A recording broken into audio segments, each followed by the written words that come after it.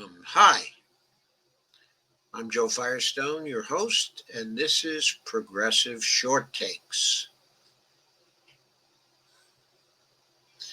So, AOC, one of our favorite Congress people, says that Nancy Pelosi needs to go, but also that there is no one to replace her. Uh, so is she right? Is there really no one to replace her? What is the problem about replacing Nancy Pelosi?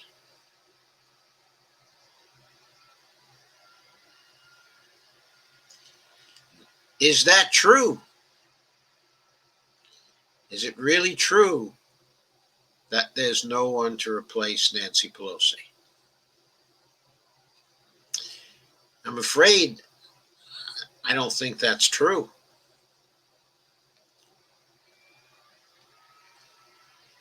And I think we can very easily see that. But there are a number of issues involved, it seems to me. First, there's the risk of getting Kevin McCarthy or the squad to come together and try to block the re-election, of Nancy Pelosi for Speaker. Then again, there are other possibilities for the squad. We can easily see who the other possibilities are. There is the question to be discussed of openness to the squad and openness to progressive priorities and to the progressives. And then, of course, finally, there's the conclusion. The squad ought to replace Nancy Pelosi.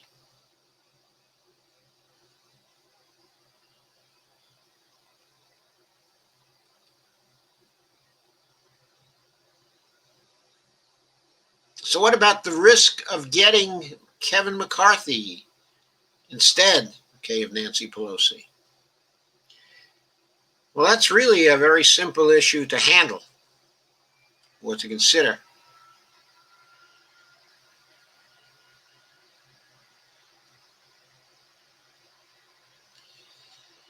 The risk is none, so long as the squad makes sure Nancy Pelosi is stuck at 214 votes and the quorum is more than 427 votes. Now, there are 213 votes for Kevin McCarthy that are going to be cast for Kevin McCarthy, on the other side.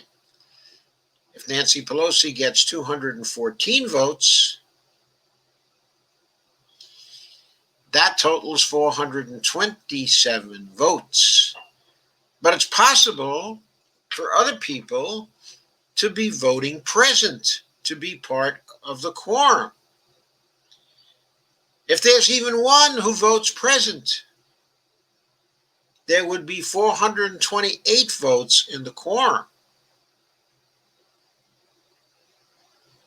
And that means that neither Nancy Pelosi nor Kevin McCarthy would have a majority of the quorum.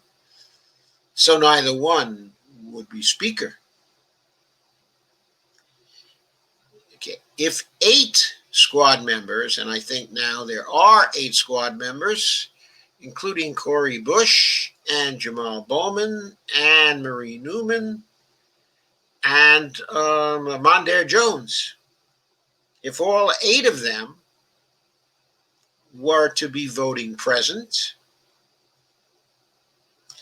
then Pelosi would be stuck at 214 votes, and the non-Pelosi votes would be 221 votes, Kevin McCarthy's 213 votes, and the 8 votes from the squad.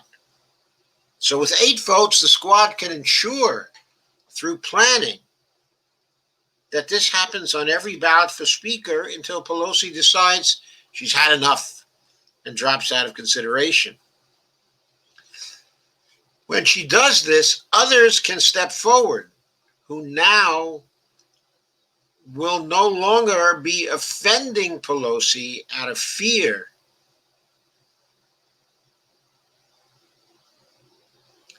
Okay. And who won't be refraining from running because they have a sense of loyalty created by long-term collaboration with Nancy Pelosi and a strong personal relationship with Nancy Pelosi. There are a lot of people like that. For example, Barbara Lee is like that.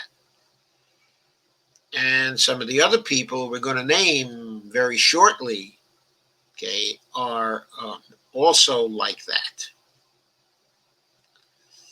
So,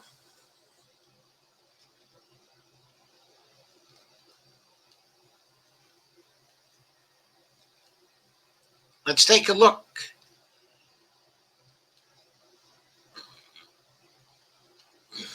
at some other people who might be involved in this.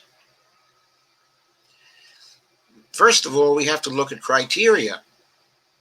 We have to look at the issue of openness to the squad, okay, and of openness to the progressives. Sorry, I find here that I am sharing the wrong panel.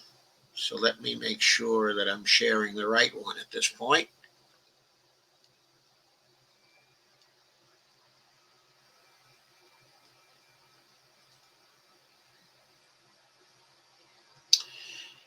I think the squad wants someone who are going to support squad priorities to at least some degree, sufficiently to get those priorities onto the floor for a floor vote. But the person involved also has to have cordial relations with the problem-solving caucus types. And of course, they have to be people who are closer to the center of the caucus than the squad is. Some people who might emerge, who might be suggested by Nancy Pelosi, okay, or who might simply step forward, would be Jan Schakowsky, Congressman, okay, from Illinois, Debbie Dingle, okay, for Michigan, who is close to Hillary Clinton, but is also a supporter of Medicare for All and the Green New Deal.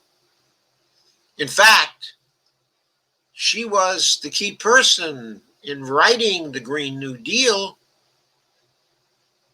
other than the prime author of the bill, Pramila Jayapal, who's a congressman from Washington, who, by the way, is a third choice.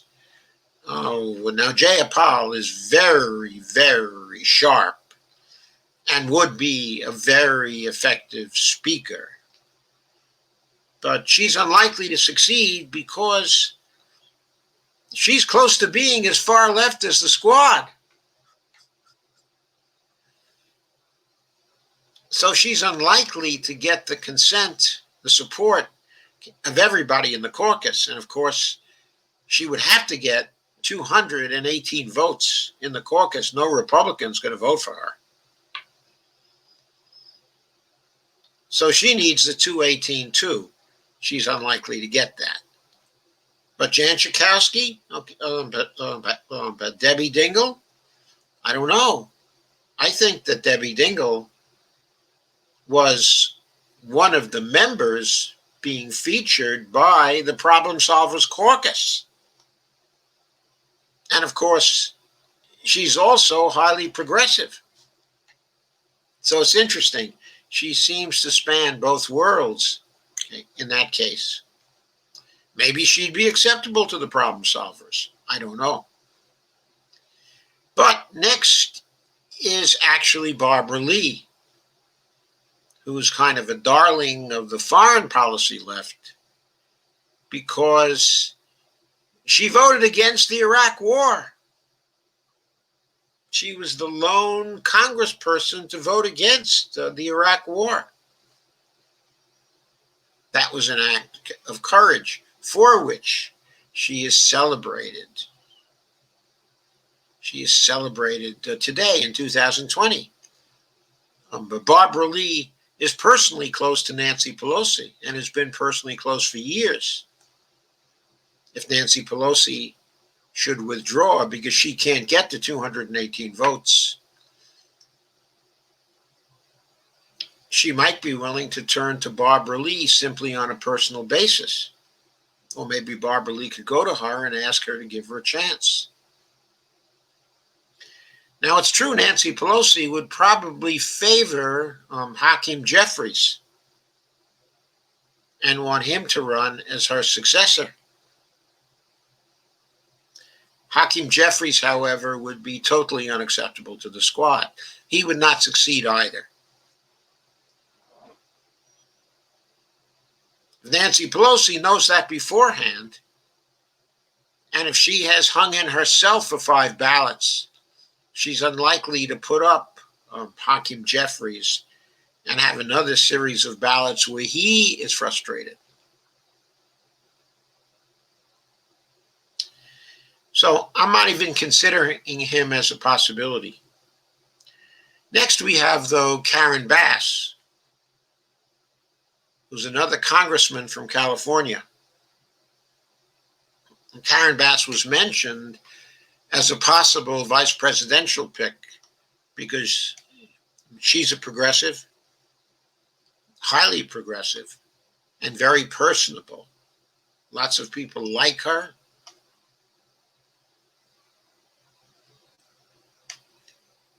She might very well be a good candidate for the 218. She might be able to put together that particular coalition. She may be the furthest left person who might be able to get in. Then there is Rosa DeLauro. Now, Rosa DeLauro seems like she's sort of at the center of the caucus. But she's the congresswoman who led the fight against the trade deals in Congress in 2015 and 2016.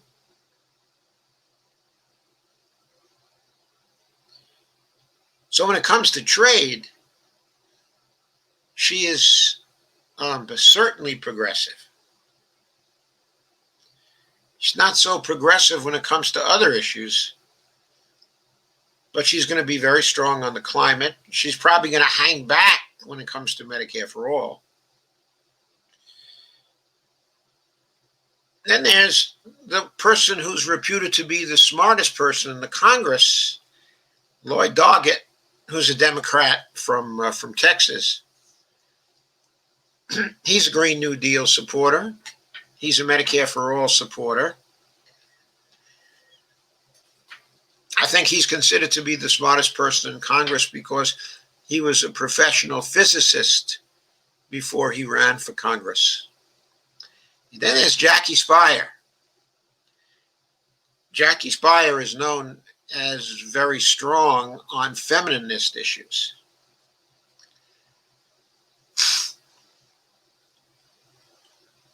But it also so happens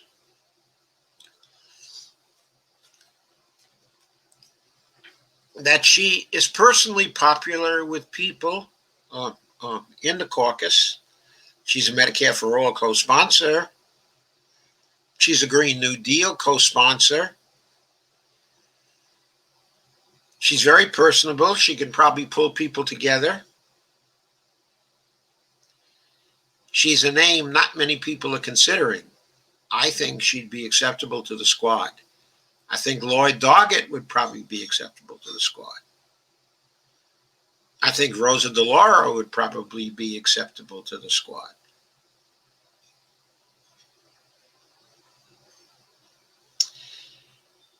I suppose I have to say Rosa DeLauro has great respect for polls and for polls on the issues and how people feel on the issues. Her husband is Stan Greenberg, famous Democratic pollster on the left for years and years, okay, and years. Rosa knows very well that the polling is heavily in favor of major issues of the left. She's going to respect that polling, and she's going to be open to the squad. Then there's Catherine Clark. Now, Catherine Clark was popular enough with the establishment and with Nancy Pelosi that she's been nominated as the assistant speaker. She's a Massachusetts congressperson.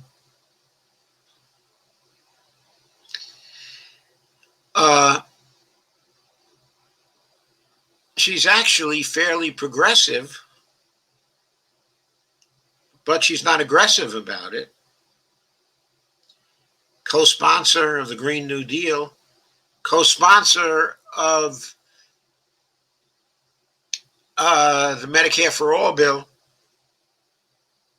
She might be acceptable to the squad, and she might be quite acceptable to Pelosi.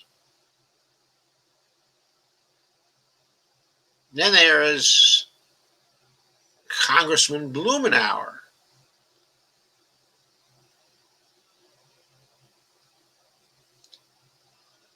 Okay, I forget which state he's from. It's either New Jersey, okay, or Oregon.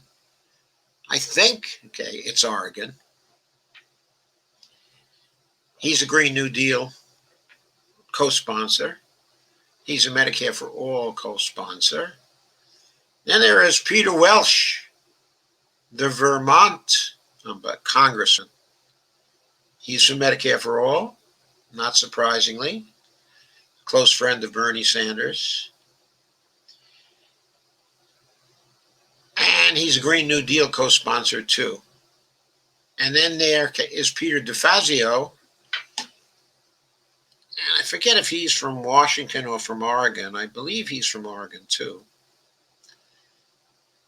But he's a co-sponsor of both of those things as well. I think he also has some ties to the Problem Solvers Caucus, but he might be quite acceptable to the squad too. So here's a list of people, substantial list of people who might emerge from the pack and be acceptable to the squad, some of whom certainly would also be acceptable to the Problem Solvers Caucus. These are people who would be able to unite the party, especially, okay, as interim speakers, with the possible exception of Jayapal, who, by the way, would probably make the best speaker and the best leader for the Democratic Party on this particular list, because Jayapal is strong, and a really good speaker.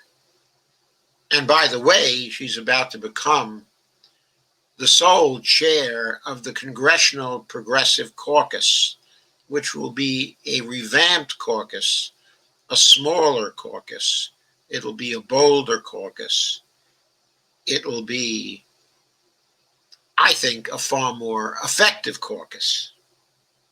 But she has been re-engineering the caucus. She'd be a great leader for the whole party,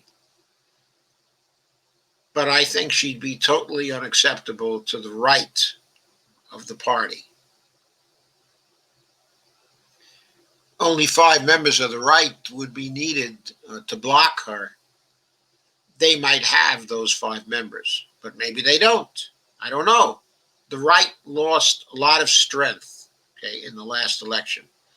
The 10 Congress people, the 10 seats that were lost were centrist seats. So, those are the people who might emerge.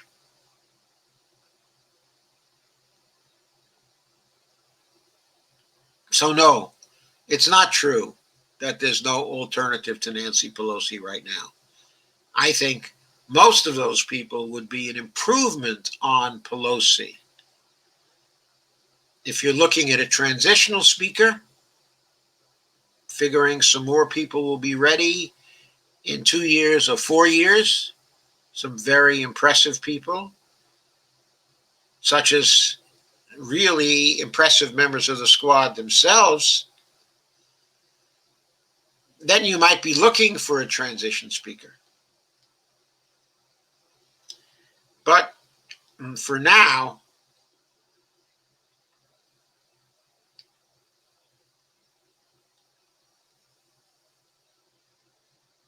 we have to note all of these would be more open to squad positions than is Nancy Pelosi, and all of them are relatively practical people that the squad would be able to negotiate with, not people who are ideological on some of the main issues, like pay-go, for example. We could get rid of pay-go with all of these. We could get a floor vote on Medicare for all with all of these. Floor vote on the Green New Deal. A floor vote on student debt elimination, which we might need if Biden doesn't want to do that. A floor vote on good infrastructure bills. Okay. A floor vote on good housing bills. Remember, the Jimmy Dore position on all this is trade support to Pelosi for a Medicare for all bill. That's not a good trade. We have to get rid of Pelosi. Then we have to negotiate with someone putting themselves up for leadership who would need to have the squad support and who would be much more likely to follow through on any commitments they made in bargaining for that support. All the people I've named would be more open to congressional progressive caucus positions, which generally is somewhat more to the right than squad positions. How would you like a floor vote for the Automatic Boost to Communities Act? I'd love to see one. That's $2,000 a month for everyone for as long as the crisis lasts, and $1,000 a month for children for as long as the crisis lasts, and then $1,000 a month for everyone for a year after the crisis ends, and $500 for their children. All funded by $1 trillion coin. I'd love to see a floor vote on that. All of these could be negotiated with for much more than Pelosi will give. Some will offer themselves as compromise candidates sooner than others. None of themselves squad members. Though Jayapal is closer to the squad than others, of course. In short, there are replacements for Nancy Pelosi. Therefore, the squad should hashtag replace Pelosi now. Now. No more time. No more wasting. Thank you for coming. That's it for this progressive short take.